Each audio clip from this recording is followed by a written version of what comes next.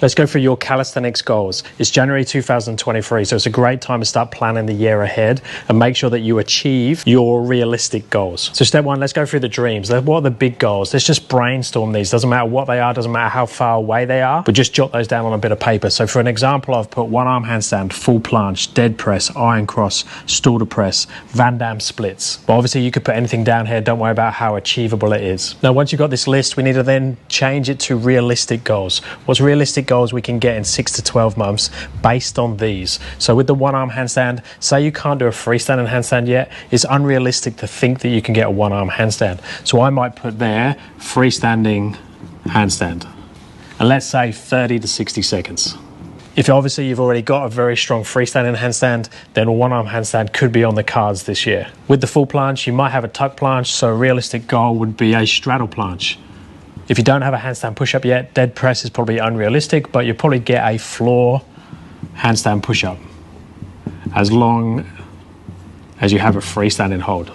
Now, the iron cross is an interesting one. Now, I've put this down. There's other things that would come under this bracket that I think is unachievable for most people. So I think the iron cross should be taken off your list. Now, this is one I get asked about quite often in my coaching, and I personally don't train clients towards it. I've got no experience in training towards it, and I also think it's very dangerous on the shoulders if you don't know what you're doing and if you don't have enough conditioning around the body. So I'm not comfortable programming for it, and I don't think there's enough benefit in it. Now, obviously, there's some other movements that fall into that same bracket that just are unachievable. You know, if you've got a bad knee and you want to do a ultra marathon, that's probably unrealistic. So certain things, put them down on this list, but you might need to cross them off, and they actually have no realistic outcome here. But you could go into other ring strength. So let's just put ring strength.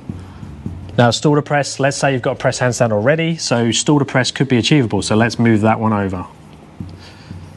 And Van Damme splits, very hard to put a specific on that one. So what I would do is increase split depth.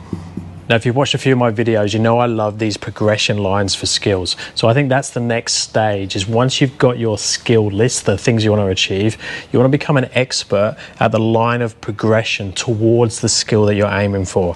And the goal with this is to have as many increments along that journey as you can. So think of it as like reverse engineering. So if we're aiming for a freestanding handstand, what's the things we need to achieve to be able to get that skill? So if we start with the actual skill and then just work backwards with the next hardest, the next hardest, the next hardest. So again, easier and easier and easier until we get to at least where you're at.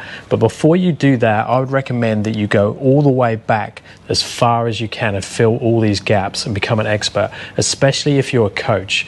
Now, lots of people that watch my videos and lots of people that come to me for coaching are coaches themselves. So knowing as many of these as you can for different skills is really, really important. And if you find gaps, so say, for example, I want to do the strict muscle up, but I have this section of this line where there's a massive gap between eccentric muscle up and just a false grip, that should say row, then I really should have increments in here. And if I don't know them, that's why I need to research, reach out to other coaches, get coaching myself to try and fill these gaps. If not, you're going to get stuck around these points. So prioritize the skills you're going for. Start off with the most important. Draw the progression line, write in all of the exercises that you know in order of difficulty. Now, some of these are going to be challenging in terms of which ones is easier or harder. And then once you've done that, it's time to assess. We want to assess where you're at along this line of progression. And all I recommend you do is, so you've got your skill, I would start as far up this end as you can, and then just slowly warm up for the exercises until you find the one that you can't do. I've done this a couple of times in my videos live. So I've done it with the handstand push-up. So I've started at the easiest variation. So check that I can do an overhead press and a dip. And then I've started to do pike push-ups, deficit pike push-ups, shoulder stands, and gone through the progressions as far as I can along this to a set point. So I went to the hardest variation I could get to. So let's say you get there to eccentric wall assist. You can do this one, but you can't do a deficit wall assist. So this will be where you're at. The mistake a lot of people make is that's where they spend their training time. But realistically, this is probably your 1 rep max on a good day. Now, if that's your 1 rep max, we don't want to be training your 1 rep max all the time. We want to be training your 5 rep max or your 3 rep max. So we want to be in this area. So this is where we want to be training. So what you want to be doing is working out which of these exercises that you can do for around 3 to 5 repetitions, and that needs to be the main bulk of your training.